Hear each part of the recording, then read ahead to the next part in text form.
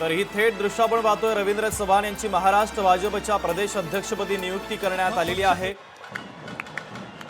या संदर्भातलं पत्र आता त्यांना दिलं जातं। ही दृश्य देखील आपण पाहतोय। भारतीय जनता पक्षाच्या वतीनं भव्य अशा मेळाव्याचं आयोजन करण्यात आलेलं आहे आणि या मेळाव्यामध्ये आता प्रदेश अध्यक्षपदाची घोषणा करण्यात आलेली आहे। काल त्यांनी प्रदेश अध्यक्षपदासाठी उमेदवारी अर्ज दाखल केला होता आणि बिनविरोध त्यांची निवड करण्यात आलेली आहे। ही दृश्य आपण पाहतोय।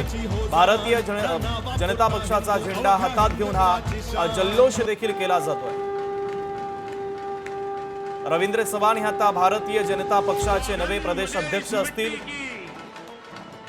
मुख्यमंत्री देवेंद्र फडणवीस हे आता त्यांचं स्वागत करतात, त्यांना शुभेच्छा देतानाचं देखील आपण पाहतोय।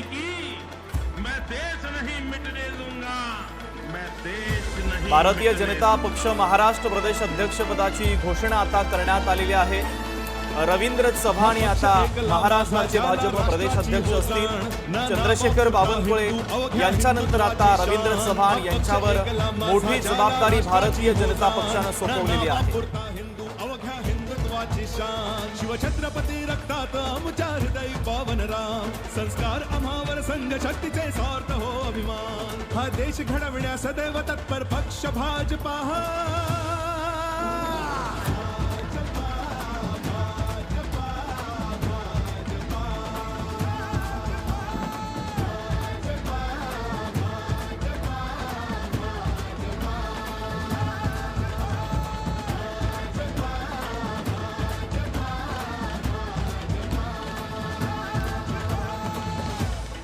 सत्ता का खेल तो चलेगा, सरकारें आएंगी जाएंगी, पार्टियां बनेगी बिगड़ेंगी, मगर ये देश रखना चाहिए। इस देश का लोकतंत्र अमर रहना चाहिए।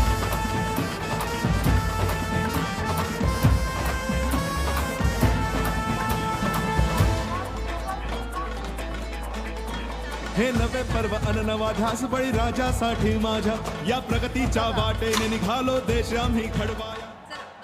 तर भाजपचे सगळे महत्त्वाचे नेते यावेळेस उपस्थित असल्याचं आपल्याला पाहायला मिळतं। रवींद्र चव्हाण आता भाजपचे नवे महाराष्ट्र प्रदेश अध्यक्ष असतील। चंद्रशेखर बावनकुळे यांच्यानंतर आता पक्षानं रवींद्र चव्हाण यांच्यावर प्रदेश अध्यक्षपदाची धुरा सोपवलेली आहे।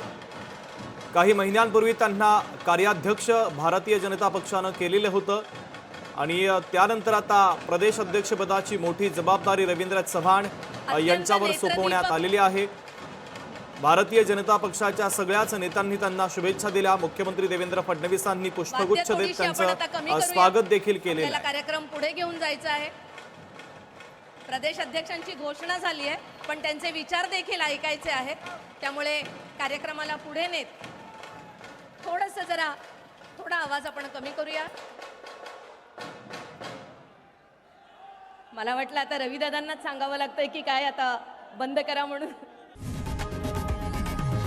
लोकशाही मराठी ऐका, पहा, जागरूक रहा।